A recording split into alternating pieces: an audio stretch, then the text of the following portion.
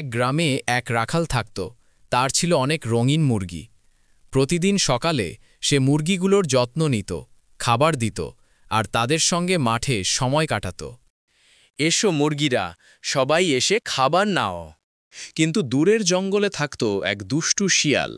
সে প্রতিদিন লুকিয়ে লুকিয়ে মুরগিগুলোকে দেখত। এত মোটা মুরগি, একটা পেলেই অনেক দিনের খাবার হবে। সন্ধ্যা নামলে মুরগিগুলো ঘরে ফিরল। রাখাল দরজা বন্ধ করল, কিন্তু তার মনে হচ্ছিল কিছু একটা ঠিক নেই। রাত গভীর হলে শিয়াল চুপি চুপি বেড়ার নিচ দিয়ে ঢুকে পড়ল। মুরগিগুলো ভয় পেয়ে ডাকতে লাগল। চুপ, শুধু একটা মুরগি নেব, কেউ টের পাবে না।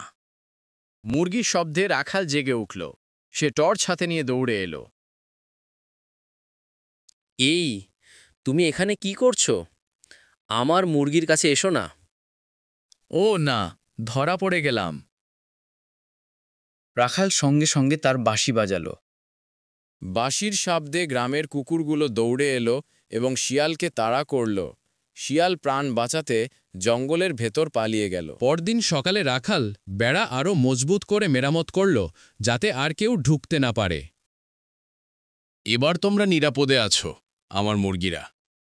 সেদিন থেকে রাখাল আর তার মুরগিগুলো শান্তিতে দিন কাটাতে লাগল, আর দুষ্টু শেয়াল কখনো মাঠের কাছে আসার সাহস করল না।